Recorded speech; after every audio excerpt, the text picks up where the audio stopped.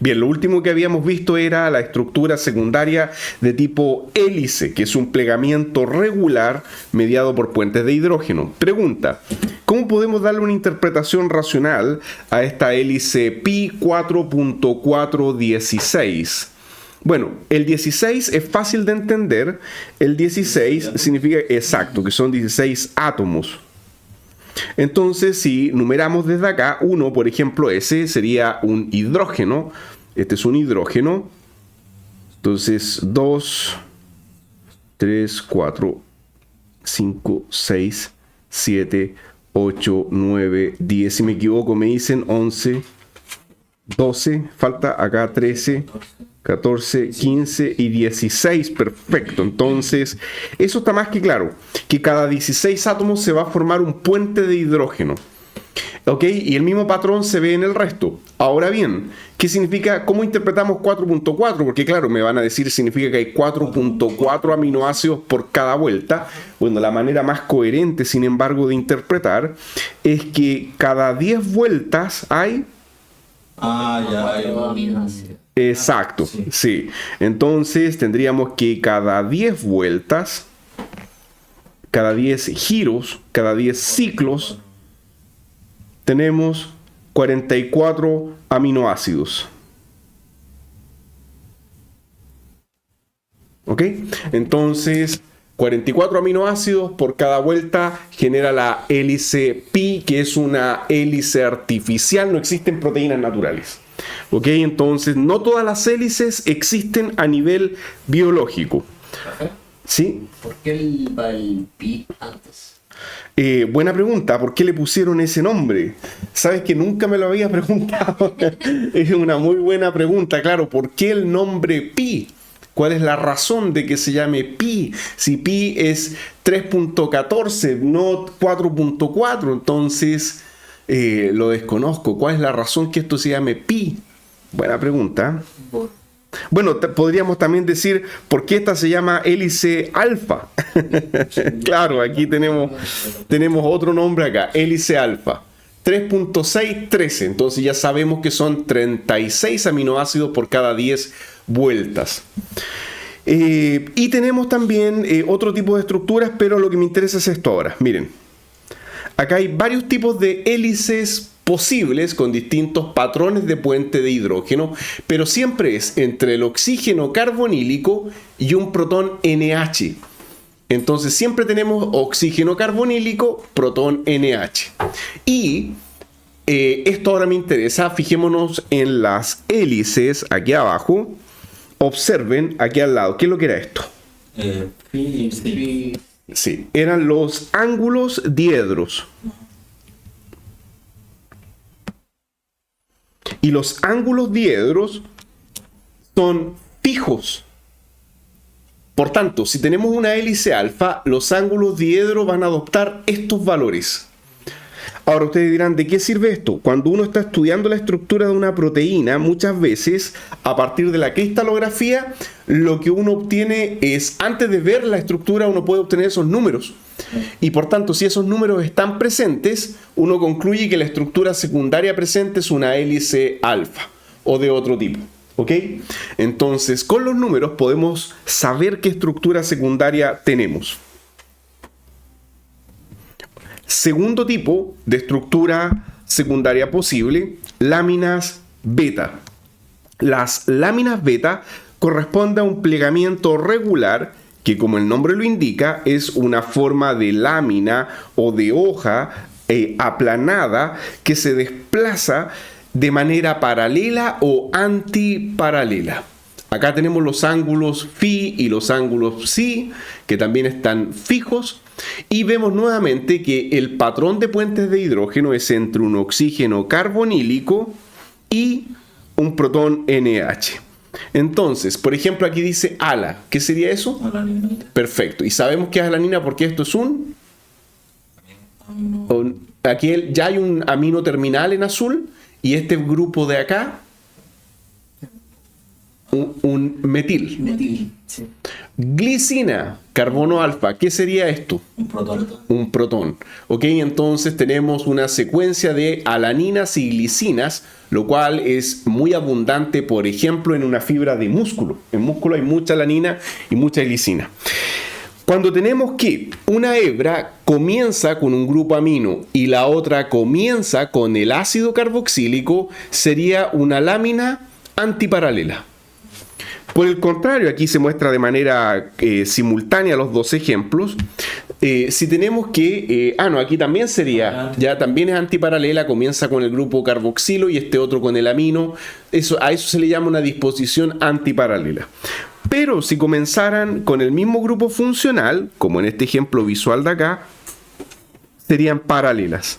Adelante, sí, ahí vas a tener que acomodarte por ahí, Jonathan, o en la cabecera, para que no quedes como tan así con el cuello doblado, así que ahí te facilitamos una... Muchas gracias.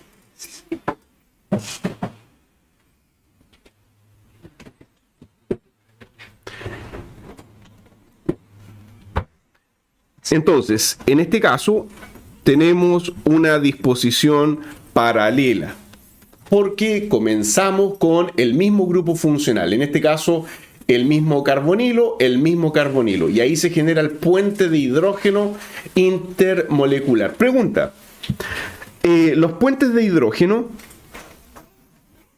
¿qué distancia aproximadamente se tiene que cumplir? ¿Se acuerdan? Creo que 2.2. Perfecto. Claro, ese es un buen número a recordar, aproximadamente 2.5 angstrom. No olviden que un angstrom es igual a 10 elevado a menos 10 metros. Entonces no olvidar que esa es una distancia apropiada para un puente de hidrógeno. Hay otras interacciones que son a mayor distancia, pero por lo general cualquier interacción intermolecular no es más allá de 5 angstrom. Ese es como el límite. ¿Ok? Bien, entonces esa sería una disposición paralela. Un ejemplo que engloba varias cosas, y aquí ya tenemos lo que es la estructura terciaria de una proteína. Cuando hablamos de una estructura terciaria, corresponde a la forma global 3D, o sea, la estructura de toda la proteína, la forma 3D de la proteína completa. Entonces, en este caso, la forma terciaria es globular. Y dentro de la forma globular, vemos algunos patrones de plegamientos regulares. Esta proteína, como se muestra acá, es el componente tóxico del veneno de la cobra. ¿Okay? La serpiente cobra. Esta proteína, ¿cuál es el problema? ¿Qué es lo que produce? ¿Alguien sabe lo que produce esto en el cuerpo humano? El veneno de la cobra. Se hace aglomera la sangre. Ya, la araña de Rincón es hemolítica y esto es potentemente hipotensor. Genera una hipotensión brutal y uno se desmaya, pudiendo generar un shock cardiogénico, o sea, un paro cardíaco. Bien, tenemos acá que la proteína a nivel globular interno tiene algunos plegamientos regulares como láminas antiparalelas, un pequeño codo que dice acá, o hélice corta, como podemos ver, este es como una hélice que empezó a crecer, pero es súper corta. Es una alfa hélice corta. ¿Okay? Que todo este pedazo es como un trocito de una alfa hélice. Y aquí al final, esto sí que es un codo o giro, beta se les llama, que son estructuras que aquí entre medio tienen un puente de hidrógeno que no se muestra y que permite este plegamiento regular. Este sería entonces el veneno de la cobra. Hello, welcome to the class. Hello. Bien, entonces, diferencia entre estructura terciaria y cuaternaria ahora. Ejemplo, tenemos acá una imagen esquemática simplificada de la hemoglobina. Y cada subunidad que vemos acá corresponde a una estructura terciaria propiamente tal, pero toda ella le vamos a llamar estructura cuaternaria por dos razones. Primera razón, una estructura cuaternaria proviene de uno o de varios genes. Va a depender, pero... Depende de si las unidades son... Exacto. ¿Cómo viene? Ok, perfecto. Podría ser homo homopolimérica o heteropolimérica, ¿ok? Entonces es posible que provenga de uno o más genes.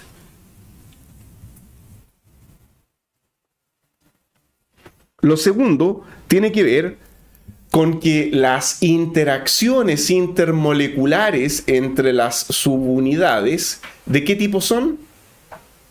¿Covalentes o no covalentes? ¿Pueden ser covalentes si están unidas por cisteína? Sí, pero eso es poco común. Ya lo más común es que eso esté aglutinado. Casi siempre yo no recuerdo, si conocen un ejemplo covalente me lo mencionan, yo no recuerdo, pero... Profe, ejemplo donde las cadenas se unen por...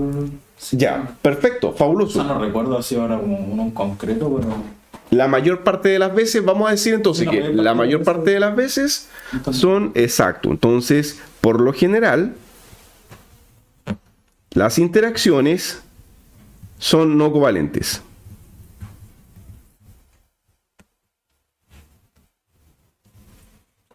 Interacciones iónicas. Claro. Ahora vamos a mostrar algunas interacciones, pueden ser puentes de hidrógeno, puede ser fuertemente contactos hidrofóbicos y también puede ser coordinación en torno a un metal. Entonces, eso podría calificar más como covalente, por ejemplo. Ya, metaloproteína, por ejemplo. tal cual. Bueno, acá más adelante tengo algunos casos de aplicación. Bueno, solamente decir que en el caso de la hemoglobina, ¿se acuerdan que vimos un video de esto? Sí. Se sintetizaba una cadena de la hemoglobina y después en el aparato de Golgi, en todas las otras estructuras que hay, viene el acoplamiento. Además se le acopla a un grupo hemo, que es un sistema heterocíclico que en el centro tiene un átomo de hierro. Muy bien, y ese átomo de hierro es el que transporta oxígeno o dióxido de carbono. Y entonces tenemos también otros ejemplos, dice acá insulina.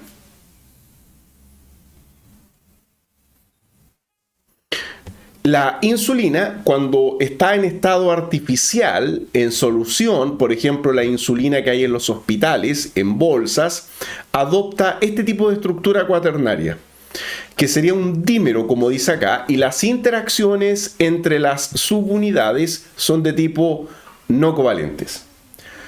Pero la insulina, en el páncreas, exacto, está en forma de hexámero. Ahora, yo sé que aquí cuesta ver las 6 subunidades porque están todas del mismo color, pero cada uno de estos triángulos son 2 subunidades. ¿Y qué hay ahí en el centro? ¿Qué es eso? Ese círculo de color rosa. Donde un ion que está coordinado por... es un ion. Sí, y es específicamente eso que está ahí es un zinc más 2. Pregunta, ¿y qué son estos ciclos que están en torno al átomo de zinc más 2? Histidina. Perfecto, muy bien, ya están familiarizándose, muy bien, son histidinas. Y última pregunta, y aquí viene yo les dije que las histidinas son, ¿cómo? Ya, perfectos, coordinan y por tanto tienen esta naturaleza ambivalente, pueden estar positivas o neutras. Para que coordinen zinc más 2, ¿en qué estado de ionización se encuentran estas histidinas? Porque si está cargada, repele la carga positiva. Exacto. Ok, entonces están en estado 100% neutro. Con carga neta 0 para que coordinen con los átomos de nitrógeno hacia el átomo de zinc. Entonces ahí podríamos hablar de un agrupamiento un poco más covalente, por así decirlo. Ahora, esto tiene una razón de ser. De esta manera la insulina se compacta mucho mejor que en forma de dímero y tenemos más insulina almacenada por unidad de célula beta pancreática. Profe, ¿cuál es la función del átomo de zinc? Bueno, aglutinar a las insulinas. Solamente para aglutinar. Hasta donde yo sé, sí, porque el efecto que ejerce la insulina como hormona es directamente en receptores para insulina y por tanto la insulina tiene que viajar y no actúa como hexámero, sino que... Tenía duda porque no actúa como hexámero, pero no. la que está en dímero sí. ¿Cómo se separa? Lo que pasa es que en solución, cambio de pH puede ser, ¿no? claro, en solución, eso al moverse a través del flujo sanguíneo, en algún momento hay un equilibrio de separación y ahí puede actuar, ¿ya? No es por cambio de pH o... Porque imagino que igual si la histamina se carga, no recuerdo cuál era El PKSUA, exacto. Si es que hay algún ligero cambio de pH, podría ser, o algún cambio de voltaje, porque eventualmente. Para que esté neutra la histamina debería estar en un medio un poco más básico, creo. En un medio más básico, pero la célula tiene pH 7. Entonces hay equilibrios de disociación y por lo tanto debido a esos equilibrios de disociación en algún momento se va liberando. Desconozco el proceso de liberación gradual de la insulina, ya eso es un poco más fisiológico y más adelante podríamos averiguar, pero en este momento no tengo una explicación cabal de todo el mecanismo para que salga del páncreas, ¿ya? Ok, entonces ya habíamos visto los enlaces Phi y Psi. Habíamos visto que eran los enlaces que los ángulos de rotación hacia un plano peptídico y hacia otro plano peptídico. Y este carbono que está acá, interconectando, sería un carbono ¿de qué tipo? Un carbono alfa, ¿ok? Era ángulo psi hacia el carbono carbonílico y era ángulo phi hacia el nitrógeno. Y tenemos la disposición transoide en este caso del enlace peptídico. ¿Dónde está el enlace peptídico? Sí, porque está el... A ver, ahí está el nitrógeno y aquí está el carbonilo. Ya, En el plano está el enlace peptídico. perfecto. Y ahí está la posición transoide. Perfecto, este es el enlace peptídico, ¿no es cierto? Estaba ahí en el centro del plano, muy bien. Y para el otro lado, también están en el centro del plano el enlace peptídico, muy bien. Entonces sí están en disposición transoide, vamos a marcarlo, eso es importante. Tenemos el protón y el oxígeno en disposición transoide. ¿Puede rotar la disposición transoide? No, habíamos visto que no, eso está fijo en el espacio. ¿Qué más podemos decir de esto? Que lo que rota son los ángulos psi, claro, y el ángulo phi. Estos son los que rotan. Y cuando rotan, no están rotando todo el rato, porque si no la proteína, ¿qué ocurriría? Tendría diversas formas a través del tiempo, sino que adopta una disposición fija. Además, igual la rotación tiene harto como impedimento estérico, ¿no? Exacto, claro, ahí ese es un buen punto. Impedimento estérico porque mueve el plano completo. Tal cual. Y eso genera, ¿no es cierto?, un gasto energético asociado a la rotación. Y me disculpan ya, esto lo tengo que actualizar, ya ahora hay muchas imágenes de calidad superior en internet, así que me disculpan que tenga este escaneo, por así decirlo acá. Y lo que quiero mostrar acá es el gráfico de Ramachandran. ¿No es cierto? Este gráfico, que probablemente lo han visto o han trabajado con él en algún momento, no es otra cosa más que un gráfico que tiene dos ejes con el ángulo psi y el ángulo phi. Entonces, a ver, ¿cómo está la memoria de corto plazo? El ángulo psi, ¿hacia qué lado era? A ver si... Ya, ese es el ángulo psi. Quedó media torcida ahí, pero... Era desde el carbono alfa, el ángulo psi, desde el carbono alfa hacia, ¿ya? Y aquí estaba la rotación, hacia el nitrógeno o hacia el carbonilo. Hacia el carbonilo, ¿ya? Ese era el ángulo psi, ¿ok? Esa era la rotación psi. Y por tanto, ¿ya? Aquí abajo dice ángulo phi, entonces se colocan en ese orden. Entonces, este es phi. Sería de carbono alfa hacia el nitrógeno.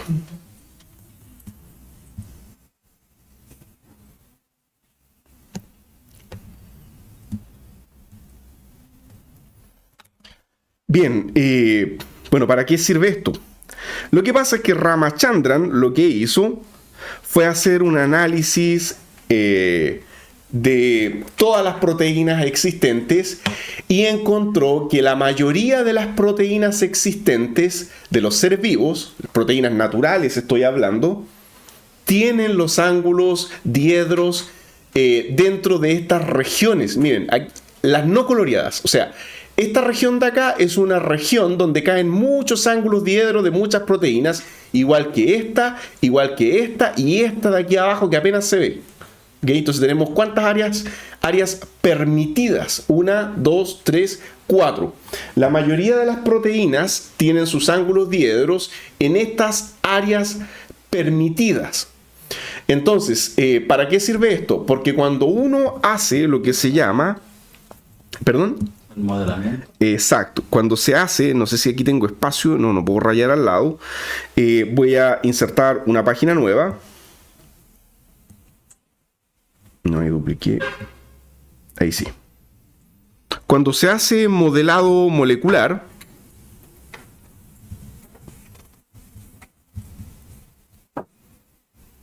por ejemplo, cuando uno quiere simular una proteína o cuando uno quiere relajar una proteína existente, lo que se hace es recurrir a algún software, como por ejemplo el programa Modeler, entre otros. Este lo escribo acá porque este es 100% gratuito.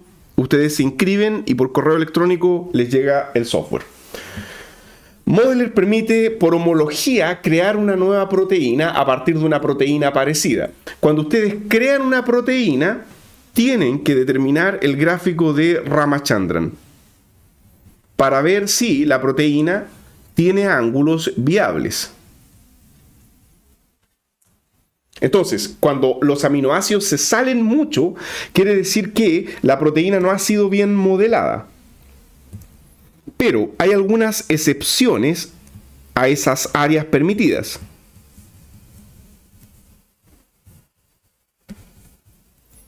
Hay algunos aminoácidos que tienden a salirse de las áreas permitidas. ¿Cuáles son? ¿No será la prolina? Sí. La prolina. Ya. Hay algunas excepciones. A veces aminoácidos quedan fuera. Y es muy común encontrar que prolina y glicina tienen mayor chances de quedar fuera de las áreas. Uno, porque está muy fijo conformacionalmente, como lo es la prolina, y el otro, porque su R es un... ¿Cuál era la estructura de estos aminoácidos? La glicina. A ver, la glicina. Glicina. La glicina aquí. Ya, y si es aquiral, ¿cuál es el R?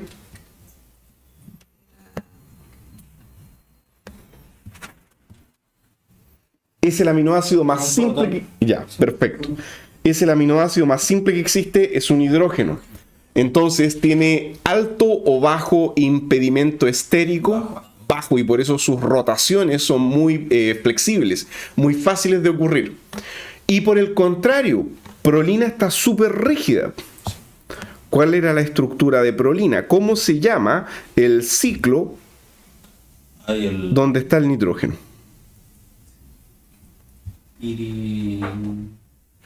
Piridina, pirrol o pirrolidina. El pirrol era, ¿cómo se llama? Aromático. Sí, esto es pirrolidina. La pirrolidina es no aromática. ¿Y qué le faltaría a esto para que sea aminoácido prolina? Esto es el heterociclo. ¿Cómo lo transformamos en aminoácido? ¿Qué estaría faltando? El carbono alfa. Ya, y la función ácida. ¿Dónde? ¿Dónde conectamos el ácido? Esto nos formaba como un... 1, 2, 3, 4, 5. ¿Dónde conectamos el ácido carboxílico para que sea un alfa aminoácido? Perfecto, muy bien, Antonio. Entonces, la posición 2 acá, el ácido carboxílico. Entonces, en realidad, en estricto rigor, esto va a estar así y, por supuesto, este nitrógeno positivo. Ya, esa sería la estructura.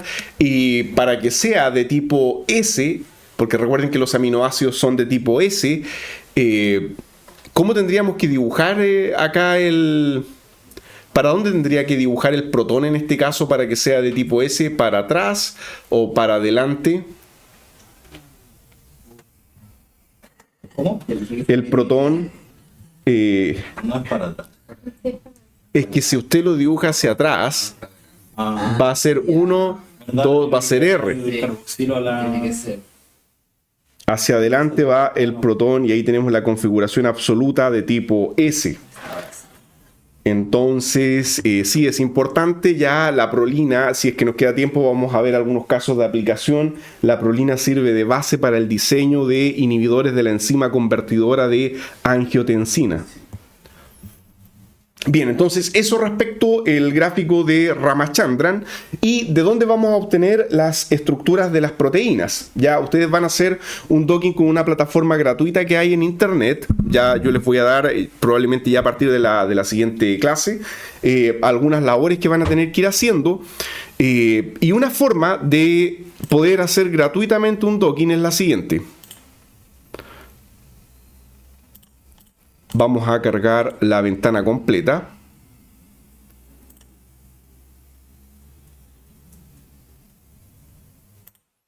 Me equivoqué, acá. Ahí sí. Ya, primero, bueno, esto obviamente no tienen por qué saberlo ya. Yo entiendo que no todos están trabajando con esto, entonces, ¿de dónde uno puede obtener la estructura de una proteína? De una página web.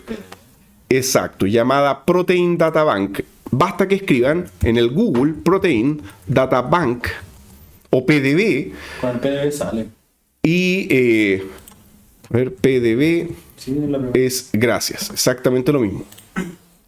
Vamos acá al PDB y veamos alguna proteína de interés. Por ejemplo, el canal TRPC6. Que estamos trabajando con él, así que por eso... podemos ver acá la estructura. Y uno tiene que descargar algún canal dentro de las muchas proteínas que han sido cristalizadas. ¿Cómo saber cuál es el mejor? El que tiene la mejor resolución. ¿Cuál es la mejor resolución? Nosotros podemos ver acá donde dice método 2.9 angstrom. Contra más pequeño este valor, significa que hay mayor resolución, que pueden ver incluso la presencia de moléculas de agua dentro de la cavidad, y por tanto un consejo simple sería guiarse por ese valor.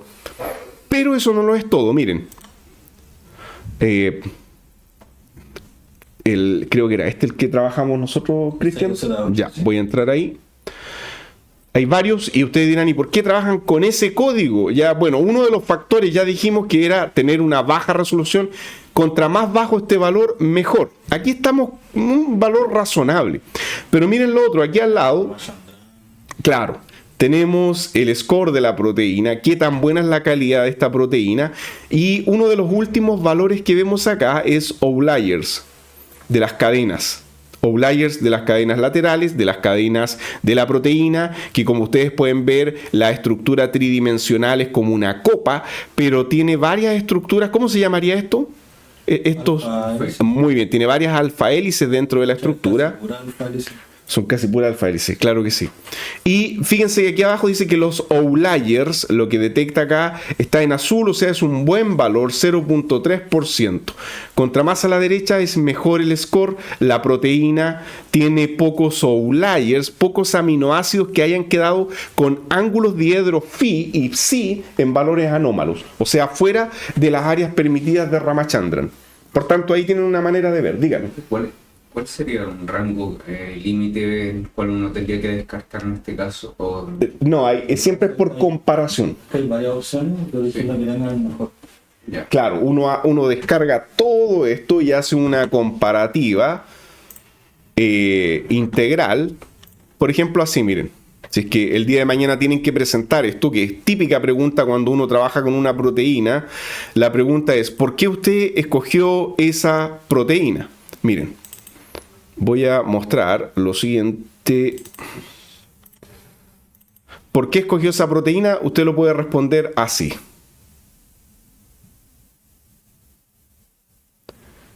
Acá. Haga esta tabla. Supóngase que hay 4 proteínas. La resolución, por una parte, nuestro código está acá, que tenía la mejor resolución, y al mismo tiempo, en este caso, tuvimos la suerte que la métrica es bastante buena porque hay pocos outliers. Aquí dice Ramachandran outliers, outliers de cadenas laterales y contactos, o sea, átomos que quedan solapados unos encima de otros. Entonces todo está en azul, por tanto significa que es bastante bueno. Ahora, ¿qué tan bueno? Respondiendo a la pregunta de Jonathan, tenemos que compararlo con los otros.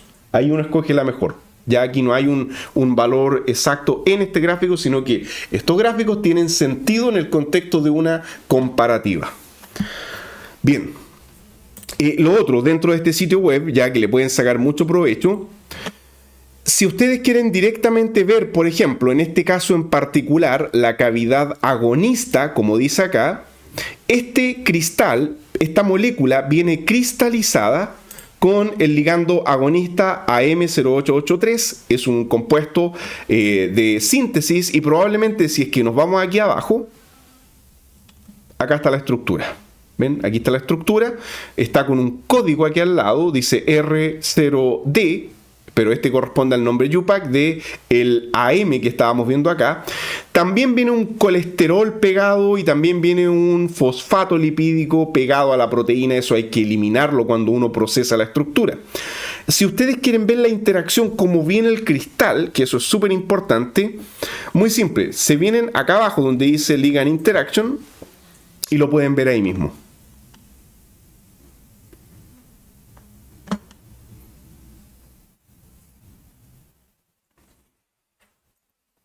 Vamos a tener que buscar aquí al lado, miren, porque no me está mostrando inmediatamente, pero si nos vamos acá al menú, hay una parte por acá, aquí.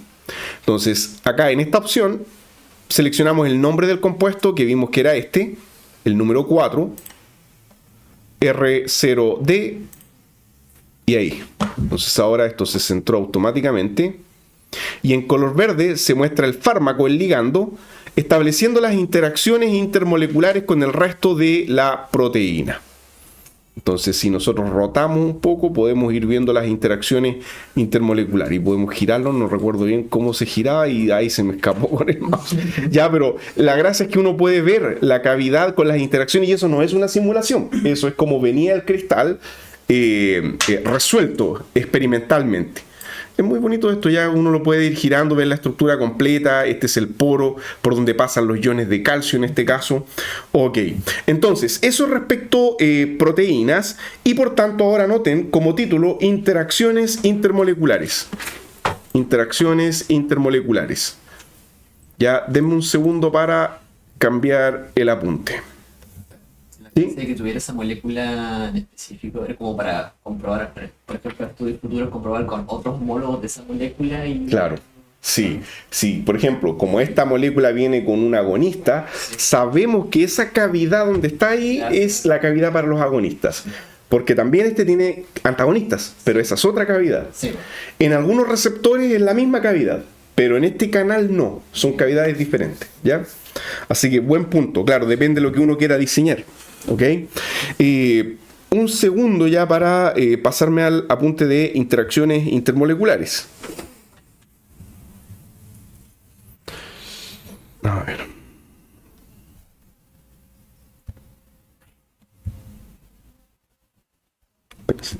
Voy a tener que borrar algunas cosas de acá. Sí.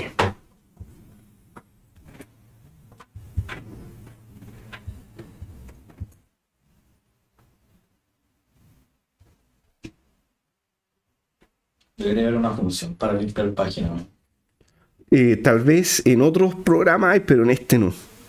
Ya, lamentablemente en este no hay. Pero rápido. ¿Okay? Se llama Squid. Squid. ¿Qué es? Y tiene una versión gratis, una versión de pago. Eso es solamente de notas, ¿verdad? No, uno carga el PDF y puede rayar. O sea, es para rayar, para escribir. Uno puede escribir desde una página en blanco. Profe, ¿y ese es Samsung, Miguel? Sí, solo que es un poco más compacto nomás. Y el Samsung Note no le... Pero esto es un Samsung Note, pero una versión más compacta. Ya, me disculpan aquí, esto tiene que quedar limpio para poder explicarlo de cero.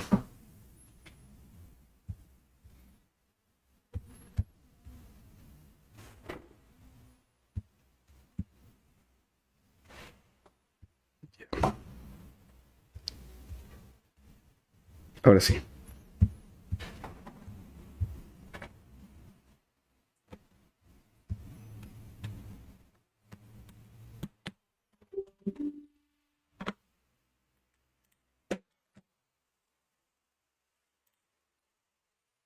Ah, y no les dije dónde pueden hacer el docking gratis. Ya, ¿cuál es el sitio? ¿Alguien lo sabe? No sé, igual se puede hacer gratis descargándolo. Descargando programas, claro que sí, pero miren, hay un sitio web a partir del cual ejecutar el docking de manera gratuita, se llama SwissDock. Profe, lo otro que se usa, ahora están usando harto AlphaFold para hacer ¿Para hacer las proteínas? No, y también tiene una función de docking ahora. Ah, qué interesante, súper, excelente, eso no lo Para sabía. copiar los modelos que... Buenísimo. Sí, porque allá en el laboratorio de Isaac llegó un ingeniero que Ya. está como metiéndose en el mundo de... Ya, Y él usa harto AlphaFold. AlphaFold, ya, perfecto. Para Excelente. dar una proteína que está estudiando él y que no está Ah, no está cristalizada. cristalizada. Claro. Entonces la modela con AlphaFold y en el mismo AlphaFold él hace como el AlphaFold tiene una opción como de screening, entonces dice ya aquí acopla mejor. Claro, Y ahí hace el perfecto. Ah, buenísimo, sí. Había escuchado que es bien bueno prediciendo también AlphaFold. Sí, el único tema es que tiene como un límite diario de uso.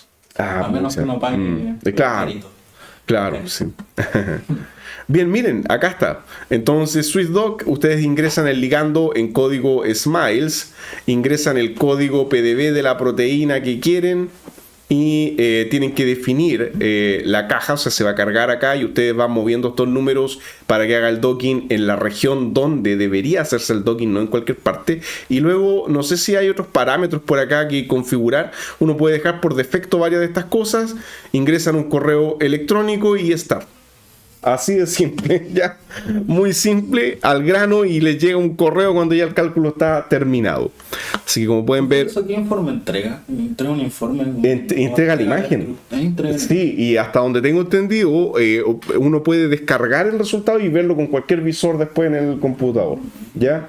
Así que, y gratis. Ahora, sí, pero como es gratis, todo lo gratis demora un poco. No va a llegar el resultado en un par de minutos, ya, salvo que justo tuviesen suerte, pero por lo general hay una cola de espera, ¿ya? Si hubiera sido como una tanda de... Buena pregunta, lo desconozco. ¿Y un solo ligando? Tal vez ahí hay que pagar. Estaría bueno. Yo no sé, pero aquí donde dice Smiles, acá, dice, o bien suba un archivo MOL2, habría que ver si es que dentro de ese archivo van varias estructuras, a ver si lo toma, no lo sé. Pero yo he visto alumnos que han hecho tesis aquí en farmacias, personas que han trabajado con esto, y funciona. Así que es una herramienta que sirve. Bien, vamos entonces a interacciones intermoleculares. ¿Ya? Entonces, bueno, esto recuerden SwissDock porque les voy a pedir algunas cosas después de eso. Vamos a interacciones intermoleculares. Permítanme ir al apunte, si ahí está tomando. Bien, cuando decimos interacciones intermoleculares nos referimos principalmente a las interacciones no covalentes y por lo tanto a aquellas que van a ser necesariamente superiores a 2 angstrom de distancia. Y por tanto, cuando hablamos en términos de energía, la mayor parte de las interacciones menores a... ¿Cuánto es la energía de un enlace covalente? Porque de alguna manera cuando uno habla de interacciones no covalentes, bueno, ¿cómo definimos eso? La energía de un enlace covalente es alta, por lo general es de 80 kilocalorías por mol o incluso más. Cuando hablamos de interacciones no covalentes son energías más bajas, menores casi siempre a 50 kilocalorías mol, muy menores en muchos casos. Entonces ahí tenemos una definición más cuantitativa de a qué nos referimos con no covalente. No covalente entonces es algo que está más lejos y que es de menor energía, y aquí están los valores límites. Y entonces, a partir de ahora, dentro de este curso vamos a ver a cada rato estructuras de este tipo. Una molécula dentro de una cavidad. Como ya explicamos con detalle los aminoácidos, ahora sí podemos avanzar a la materia propiamente tal. Dice, durante la segunda mitad del siglo XX se aceptó ampliamente la idea que existen interacciones no covalentes que rigen, entre otras cosas, la formación de cristales, la solubilidad, la estructura de macromoléculas y las interacciones enzima-sustrato inhibidor y también ligando-receptor. Solamente una observación con respecto a esto. La mayor parte de las veces la interacción ligando-receptor es no covalente. pero hay casos cuando la interacción es covalente y eso muchas veces ocurre en interacciones de tipo ligando-enzima, por cuanto el ligando es un nucleófilo fuerte o electrófilo fuerte para que pueda enlazarse covalentemente a la enzima. ¿Nucleófilo fuerte o electrófilo fuerte? No, electrófilo. Electrófilo fuerte, ok. Bueno, los aldehídos se pegan. Y el aldehído del centro es electrófilo. El carbono. Muy bien, esa es una buena forma de razonar. Claro, tomar un ejemplo particular y de ahí expandirlo a lo general. Bien, sigamos avanzando. Dice, entre estas interacciones no covalentes se acepta que la más fuerte suele ser, no siempre, suele ser, ya voy a explicar que hay otra que es muy parecida, el puente de hidrógeno, que se establece entre un átomo de hidrógeno ácido perteneciente a un grupo dador. Ahora, ustedes dirán, ¿cuál átomo de hidrógeno? Un átomo de hidrógeno polar, o sea, un átomo de hidrógeno que esté unido a algo fuerte. Para el caso de proteínas y para el caso de fármacos, por lo general hablamos de estos dos casos, OHs y, muy bien, y NHs. Esos están tanto en fármacos como en proteínas.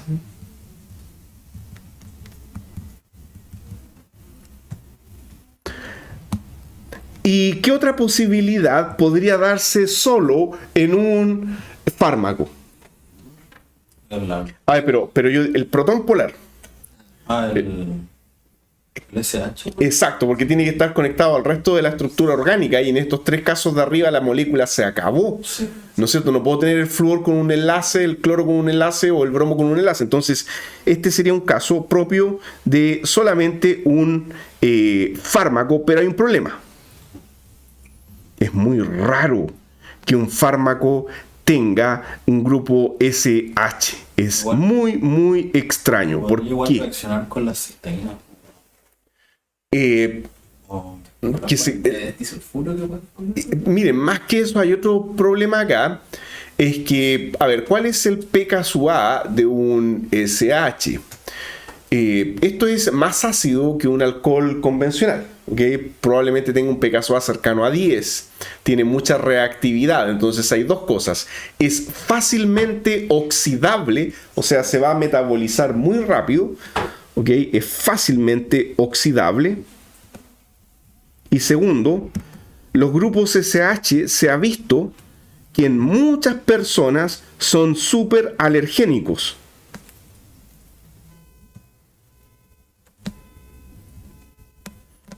En muchos casos gatillan una fuerte reacción alérgica. No es el único grupo, ya, pero hay muchos casos donde se genera una reacción alérgica por presencia de SH. También es un átomo alergénico el yodo, por ejemplo. También hay otros grupos alergénicos, como por ejemplo el grupo funcional tiocianato. Entonces hay algunos grupos en particular que son alergénicos. Bien, y tenemos que entonces el protón polar que va a estar en el fármaco o en la proteína solamente va a tener que enlazarse con una base de Lewis que funciona como un aceptor. Cuando hablamos de una base de Lewis, en proteínas, ¿cuál sería la base de Lewis aceptora? Por ejemplo, a nivel del backbone de la proteína, ¿quién va a ser el aceptor?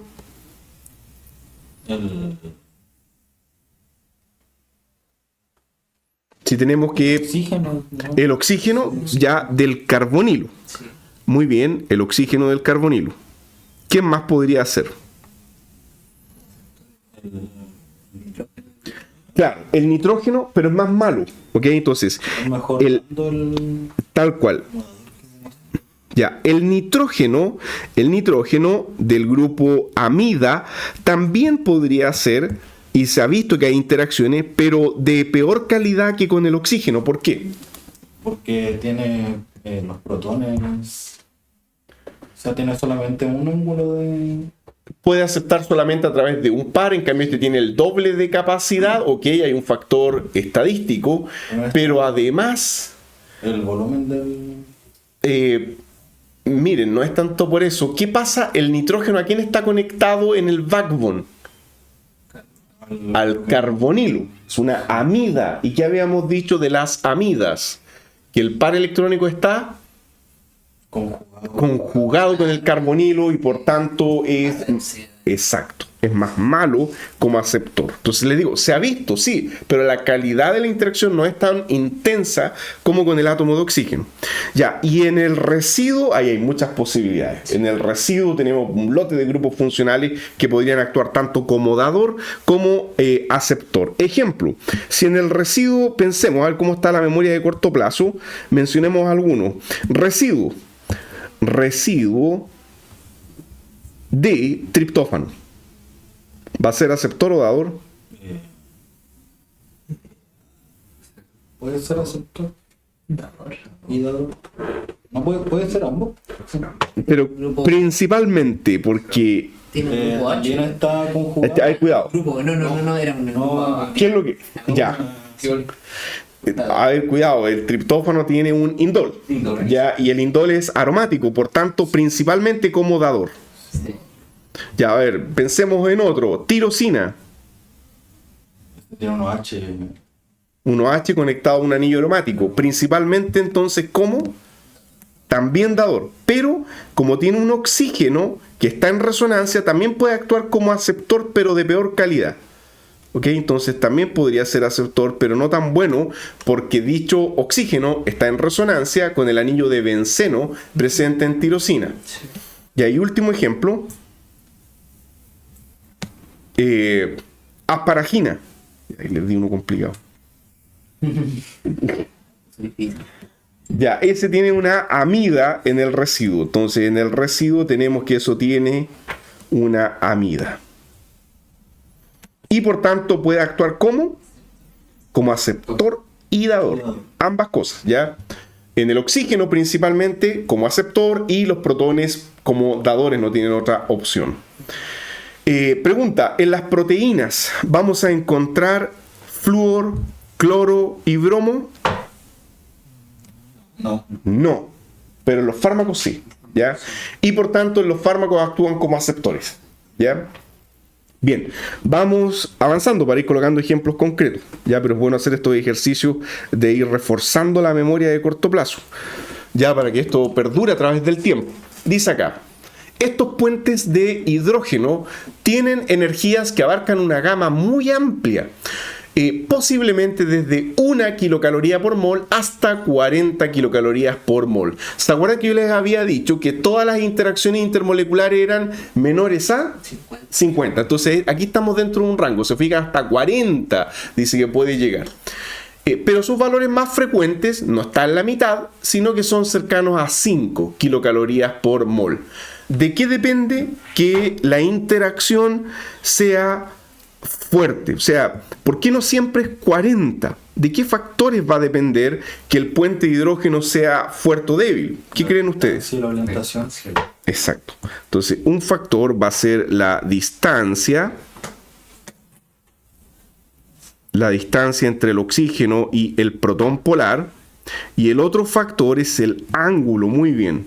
¿Qué ángulo tiene que formarse idealmente entre el protón, el oxígeno y el enlace doble? Entonces este protón viene ya de la estructura. Exacto. Este ángulo acá tiene que ser de 120. Entonces, ¿qué pasaría si el protón no se acerca por esa parte, sino que se acerca en 180? También va a haber interacción, pero ¿cómo va a ser la fuerza de esa interacción? Débil, muy bien. Pero cuando se aproxima al 120 es súper fuerte.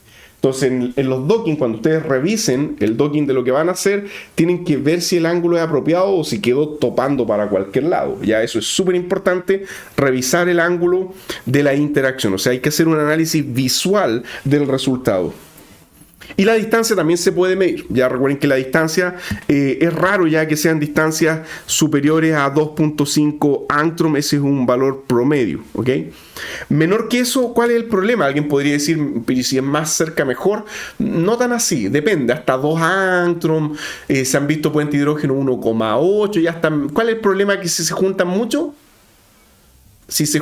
mucho, comienza a primar la repulsión estérica. ¿Ok? Entonces, la repulsión estérica viene mediada por la ecuación de Lennard-Jones. Bien, dice, es importante recordar que son interacciones fuertemente direccionales que prefieren ángulos, dice ahí, cercano a 180. ¿A qué se refiere esto? Ojo acá, este valor, para que no se vayan a confundir, acá 180 se refiere a par electrónico, o sea, oxígeno, esta cosa reconoce doble comando, oxígeno, par hidrógeno, a eso se refiere 180. Pero yo marqué acá 120 desde el enlace doble al protón, ¿ok? Ya para que no se confundan cuando estén estudiando. Para formarse el puente de hidrógeno de interés, deben romperse otros enlaces de hidrógeno que involucran moléculas de agua, tanto entre el ligando y el medio acuoso, como otras que forman parte de la estructura global de la macromolécula que funciona como blanco. A ver, voy a hacer 2 comentarios de esto, no voy a ver ecuaciones, esto se estudia de hecho en una disciplina que se llama termodinámica estadística aplicada a proteínas, que es lo siguiente, miren, ya, sí, sé que en fisicoquímica, ¿no es cierto?, se sufre harto con eso. Miren, a ver, primero, cuando uno tiene el fármaco, que se va a unir a la proteína, cuando uno tiene el fármaco viaja solvatado de moléculas de agua. Ya, y por otra parte tenemos la cavidad de la proteína que va a recibir al fármaco. ¿Y qué hay dentro de la cavidad? Agua. Entonces, lo que dice acá es que para que la interacción intermolecular ocurra, el fármaco tiene que ser capaz de desolvatarse, así como la cavidad de la proteína. Y el agua tiene que salir, o sea, la interacción tiene que ser una interacción entrópicamente favorable. La interacción debe aumentar la entropía del sistema. Cuando el fármaco se une a la cavidad, el agua sale, y si la entropía aumenta, la interacción es favorable. ¿Ok? Entonces, eso se llama desolvatación. Ejemplos concretos de esto. En el diseño de antagonistas H2 de histamina, se vio lo siguiente.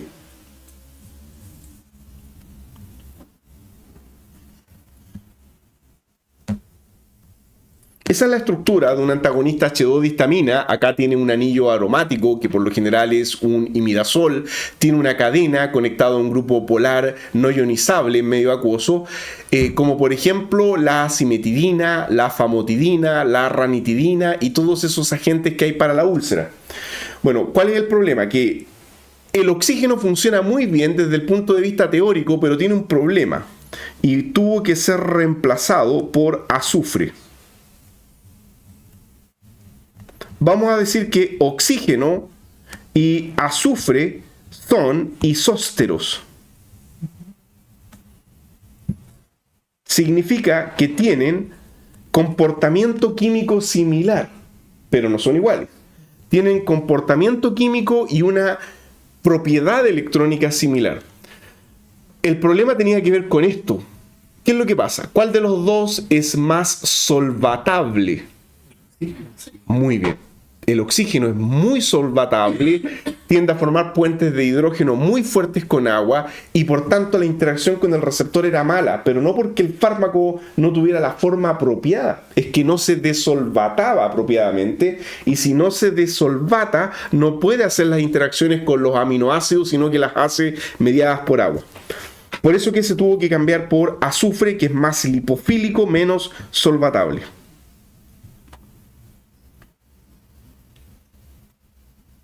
Bien, primer ejemplo típico de un puente de hidrógeno. Ya sabemos esto, la molécula de agua, un átomo de oxígeno recibiendo una interacción intermolecular polar fuerte del protón de la otra molécula. Átomo de nitrógeno, molécula de amoníaco, la interacción es frontal, directa, acá entre el par electrónico y el átomo de hidrógeno. Bien, no hay mucho que decir, eso estaba solo para ilustrar ahí la interacción en sí misma, y ahora ustedes van a responder esto. Dice acá, indique cuál es el orden correcto de menor a mayor fuerza de puente de hidrógeno para un mismo átomo aceptor Y. Da lo mismo ya cuál Y, podría ser el mismo oxígeno en todos los casos, no cambia, eso es lo importante. Entonces, vamos a decir que Y es la proteína, porque por ejemplo, miren acá, dice FH y sabemos que no hay flúor en las proteínas, ¿ya? Entonces, supongamos que Y es la proteína, ¿ya? Bueno, ¿qué me pueden decir ustedes? Pues ya, ¿cuál interacción? ¿Qué variable ustedes tomarían para hacer este análisis de fuerza de puente de hidrógeno? Podría ser el tamaño y la electronegatividad. Ya, exacto. Esas dos variables están en juego. Y acá vamos a aplicar como criterio para resolver esto, cuando el átomo aceptor es el mismo, el criterio que se aplica es el de electronegatividad.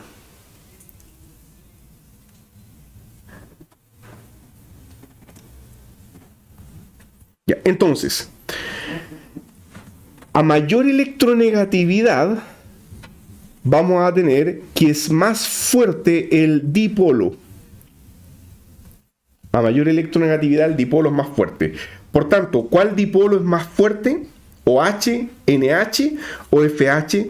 ¿Cuál es la electronegatividad del flúor? La más alta de la... Ya.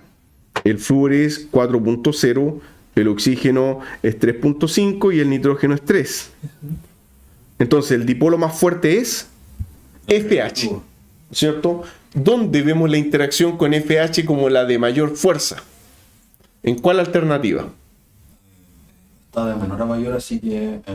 Claro, habría que buscar acá la interacción más fuerte, los dos primeros. Sí, sí. ¿Y a cuál le seguiría? Con oxígeno. La B, por tanto sí. En la B tenemos el orden creciente de fuerza de puente de hidrógeno por efecto de electronegatividad. Ahora, el problema es que ustedes en el fármaco no pueden tener FH. En el fármaco no va a existir nunca un fragmento FH, porque la molécula ahí se acabó, ¿se entiende la idea? Entonces, sí van a tener OHs y NHs. ¿Cuál es la diferencia? La factibilidad sintética de lo que queramos generar, la protonación del sistema. Ejemplo, poner una amina NH podría implicar tener que lidiar con la formación de una sal, tener una carga positiva. También otro factor que va a afectar qué voy a escoger, OH o NH, depende del ángulo de la interacción. ¿Ok? Entonces están esas variables en juego. Segundo problema. Indique cuál es el orden correcto otra vez, pero ahora el dipolo es el mismo. Ya el juego se la hacía secas por una alternativa. ¿Cuál creen? Ahí viéndolo las variables.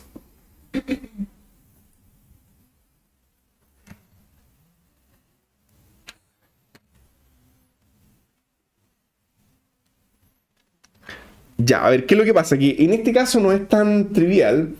Cuando el dipolo cambia y el átomo aceptor es el mismo, el átomo aceptor cuando el átomo aceptor cambia, el átomo aceptor lo que tiene para poder aceptar el puente de hidrógeno es un par electrónico. Mediante un par electrónico va a aceptar el puente de hidrógeno. Entonces, tenemos que preguntarnos cuál átomo puede aceptar el puente de hidrógeno con mayor facilidad. ¿El oxígeno? Ya, a ver, ¿qué es lo que pasa aquí? ¿Y por qué sería el oxígeno? Igual depende, porque si es más electronegativo, el par electrónico va a estar más cerca ¿Del núcleo? del núcleo, no tan disponible como para Exacto. actuar con el... Por ahí va la cosa. Tal cual, muy bien. Tenemos que... A ver, la electronegatividad ya la habíamos explicado. Vamos a ver el tamaño atómico, ¿ok? ¿Cuál es más grande?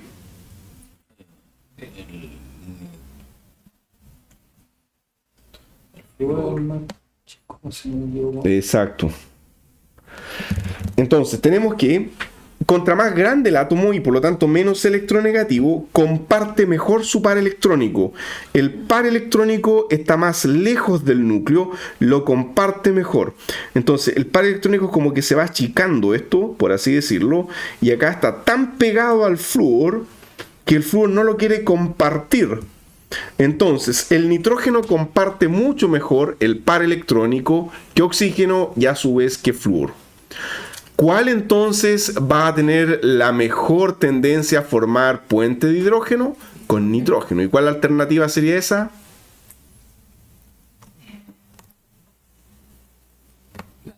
La última, muy bien. Entonces, en este caso, estamos en esta situación. Ya depende ahí del tamaño atómico y de la facilidad para compartir el par electrónico. Muy bien. Y ahí está la razonan ustedes. Ahora las dos cosas cambian y aquí como las dos variables están en juego, solamente hay que guiarse por la electronegatividad. Entonces, el nitrógeno con el mejor aceptor que era el mejor dador. Solo por electronegatividad. Ya a mayor electronegatividad, más fuerte la interacción. ¿Cuál caso sería? Flúor con flúor. O sea, la B, ¿no es cierto? Ya. Muy bien, habiendo dicho esto, podemos ahora pasar a la siguiente interacción, ¿ya? Interacciones hidrofóbicas. Interacciones hidrofóbicas. Dice acá, las interacciones hidrofóbicas atribuidas a la exclusión de moléculas de agua tienen generalmente energías inferiores a las 2 kilocalorías mol. No por ello son despreciables. Las interacciones hidrofóbicas entonces ocurren porque técnicamente lo que está ocurriendo es que se incrementa cuando dos partículas hidrofóbicas se juntan, se aproximan. ¿Qué es lo que se incrementa en el medio? Ejemplo, acá tengo que estas dos partículas, dice acá, hidrofóbicas, que podrían ser 2 gotas de aceite, cuando se aproximan entre sí, ¿qué es lo que se mueve? El agua. Y por tanto, ¿qué pasa en el medio? Aumenta la entropía del medio. Entonces, como eso hace que la entropía del medio aumente, la interacción es favorable. El contacto hidrofóbico está regido por la ecuación de Lennard-Jones. El contacto hidrofóbico está regido por la interacción de Lennard-Jones. Entonces, muy cerca va a haber repulsión estérica y muy lejos la energía se pierde. Ahora, este valor que ustedes ven acá, de 2 kilocalorías mol, que podría ser considerado despreciable para efectos de interacción ligando-receptor, no lo es.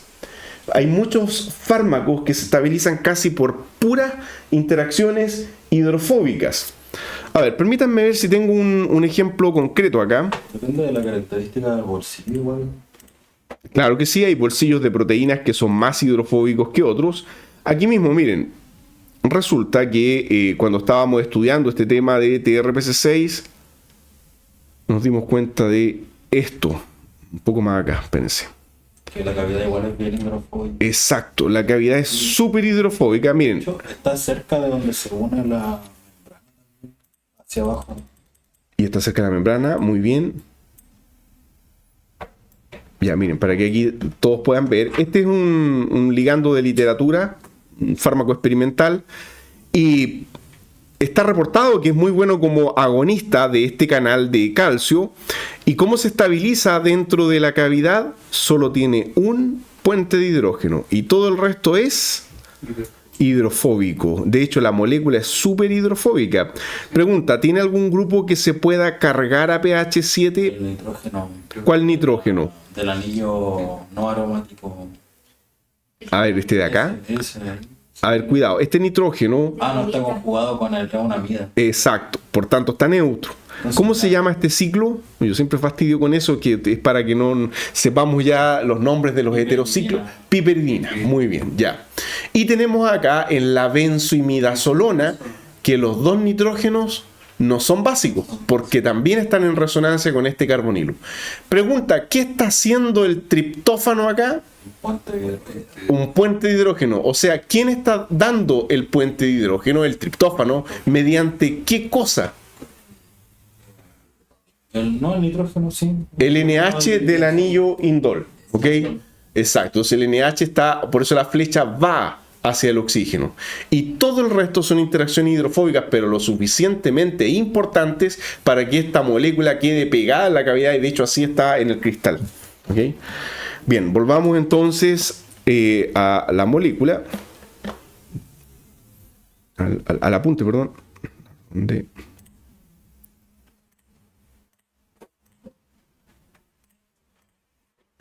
Aquí hay otro ejemplo de esto, obviamente son representaciones pedagógicas muy básicas y sencillas, donde se ve que una parte de la molécula es hidrofóbica, otra parte es polar, y por tanto las regiones hidrofóbicas se asocian entre sí, mientras que las partes polares quedan expuestas al solvente.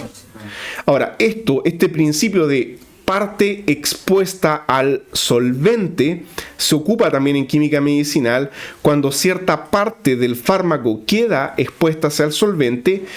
¿Qué creen ustedes? Si yo tengo una proteína y mi fármaco entró y una región del fármaco queda en contacto con el agua, ¿qué va a ser bueno? Que justo ahí en esa región el fármaco tenga grupos hidrofílicos o hidrofóbicos.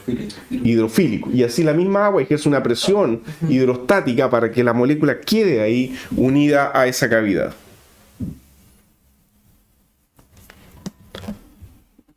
Ya, vamos a maximizar esta interacción. Dice acá que es la interacción, me parece que este es el resveratrol, ¿sí?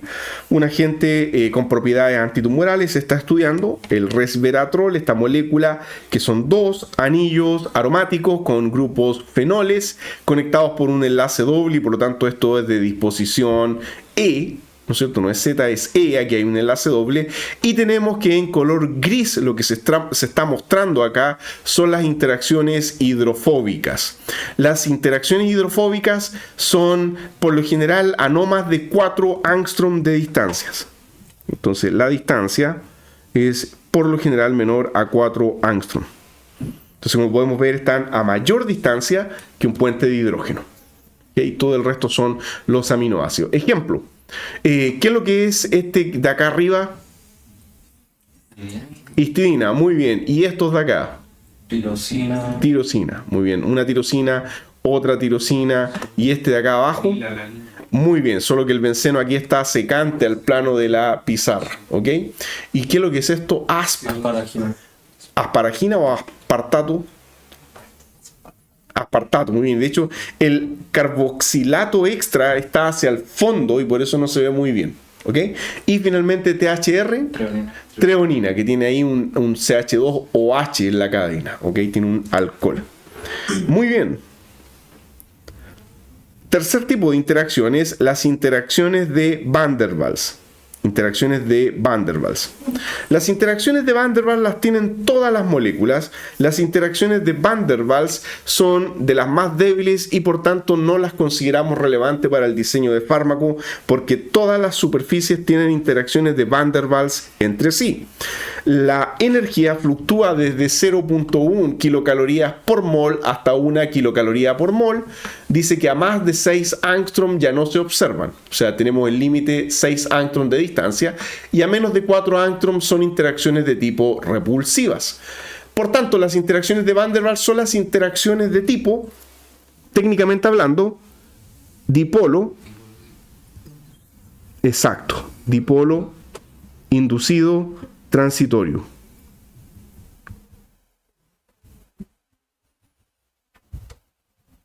¿Cuál es el nombre de ese anfibio que está ahí? Muy bien, ese animal, la imagen no está invertida, sino que este animal tiene la particularidad de poder adherirse a cualquier superficie, incluso un vidrio invertido, mediante interacciones de Van der Waals, hasta donde se sabe. Eso es lo que hace la superficie de la piel del animal con cualquier otra superficie. No hay un pegamento que medie la interacción. Solo interacciones de Van der Waals. Es raro, ¿no es cierto? Es extraño y se estudia con fines militares porque eso permitiría a alguien adherirse a cualquier superficie y trepar un edificio o lo que sea. Muy bien. Spider-Man. Yo me acuerdo de una película, yo me acuerdo de Misión Imposible, cuando trepa con los guantes. Muy bien. Acá está, entonces acá están los dipolos inducidos transitorios. Esto que está acá es Esto es, a ver, 1, 2, 3, 4. Esto es la molécula de butano. Ok, C4H10. Y cuando ustedes saben que el butano es un gas. Ok, a temperatura ambiente es un gas. Pero este gas, si nosotros aumentamos la presión, ¿qué pasa? Se licúa. Se licúa. Pero para que algo se licúe significa que tienen que haber interacciones que tienen que estar ocurriendo para que permanezca en estado líquido. Entonces, cuando se comprime, comienzan a aparecer los dipolos inducidos transitorios, llámese Van der Waals, en que la superficie repele la otra superficie y en un instante de tiempo se genera acá un polo positivo que se sienta atraído y por tanto ahí tenemos el estado líquido. El dipolo después desaparece y vuelve a aparecer porque se acerca a otra molécula y se vuelve a inducir y así todo el rato. Entonces es una cuestión estadística que ocurre en una escala de tiempo de nanosegundos, ya, pero la suma de eso a través del tiempo hace que la molécula pueda permanecer en estado líquido.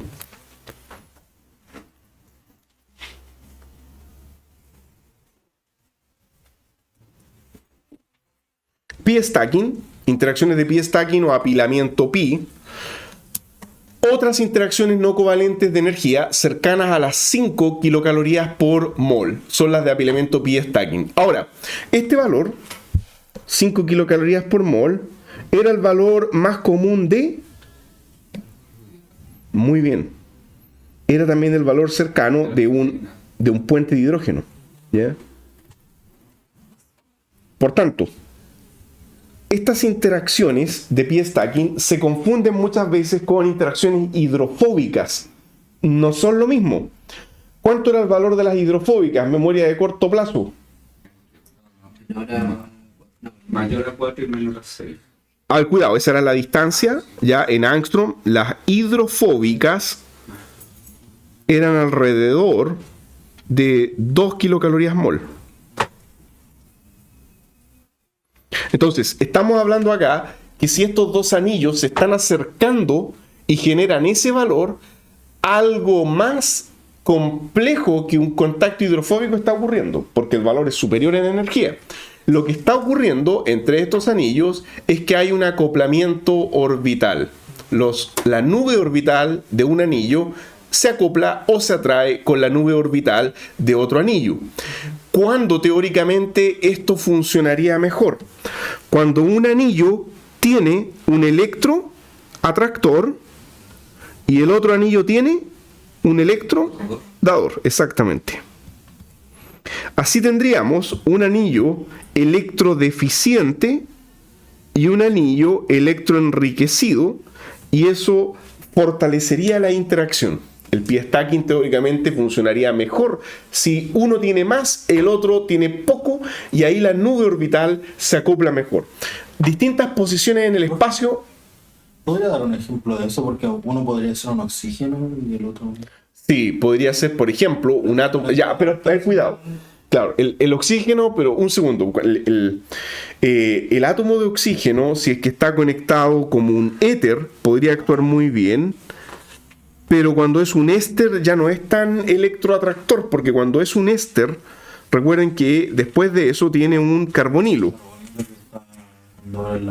Y claro, y hace que en realidad, ¿no es cierto?, puede tener un comportamiento, sí, teóricamente sí, como electrodador también, pero más débil porque parte de los electrones se están yendo al carbonilo. También podríamos decir que cuando hablamos de electroatractor, son por excelencia los halógenos. Claro, exactamente. Que a pesar de que tienen resonancia, pero el efecto electronegativo es tan fuerte que actúan principalmente como desactivantes del anillo, generando un sistema pi deficiente.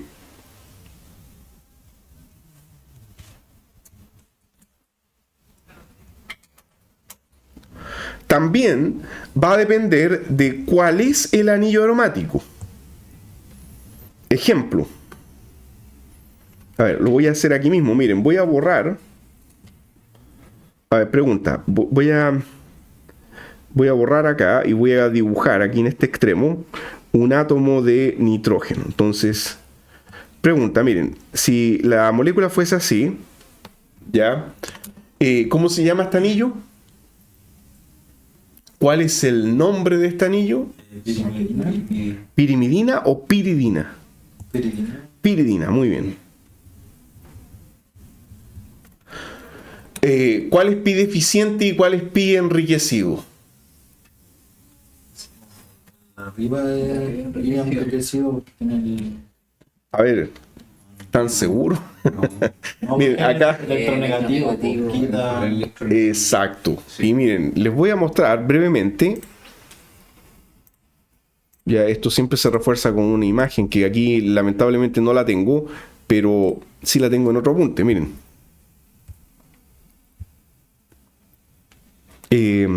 Acá.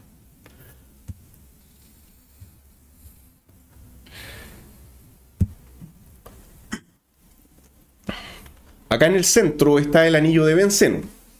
Vean cómo, concéntrense en el benceno, ya este de acá, es electro enriquecido. Nucleofílico, color rojo significa que hay muchos electrones. Pero la piridina, ¿cómo quedó el anillo? Verde, o sea, con baja densidad electrónica. Exacto, el nitrógeno ahora está rojo, porque él concentra, atrae los electrones, así que la piridina es electro pi deficiente, ¿ok? Y el benceno sería pi enriquecido, ¿ok? No en un 100%, pero sí es bastante enriquecido. Entonces, desde el punto de vista electrónico, el pirrol sería más parecido al benceno, el de 5, porque el par electrónico por resonancia enriquece el sistema, pero en la piridina el par electrónico no está en resonancia, solo prima el efecto electroatractor, haciendo que el anillo sea pi deficiente. Entonces pregunta, entre estos, ¿dónde funcionaría mejor el pi stacking? Los extremos. Ya, por ejemplo, el pirrol con la piridina o el benceno con la piridina harían un muy buen pi stacking. Ya. Siempre es bueno reforzar esto gráficamente, ¿no es cierto? Vamos ahora al apunte otra vez.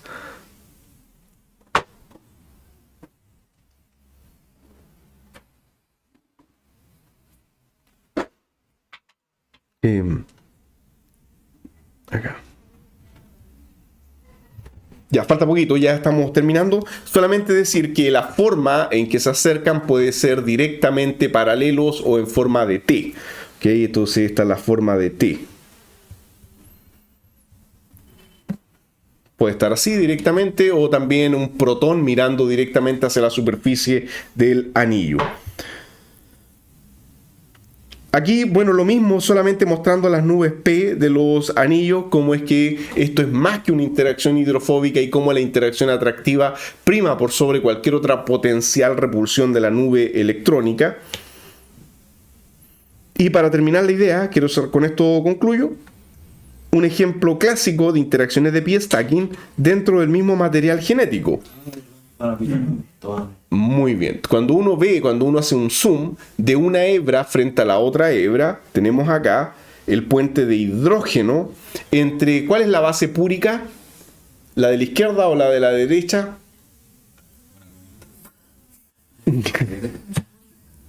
Este de acá, el heterociclo más complejo, es la purina. Y el de la derecha es la pirimidina. Y aquí el puente de hidrógeno es simple, doble o triple. Voy a ir marcando, ya. 1, 2, 3, es triple. ¿Están seguros? Ya.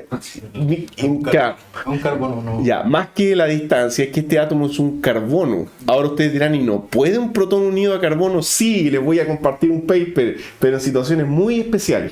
Un CH de un carbono, muchas veces de un anillo aromático, puede, bajo ciertas circunstancias, también hacer un puente de hidrógeno. ¿Y cómo se sabe que es un puente de hidrógeno? Por la energía que genera, ¿ya? Pero por lo general, un carbono no. Tiene que haber un entorno que haga que ese protón sea muy polar para que haya interacción. Aquí es doble, es una interacción doble. Y entre la base que está arriba, si vemos solo una hebra, y la base que está abajo, hay una estabilización por pi stacking. Entonces, una base con la otra hacen un pi stacking.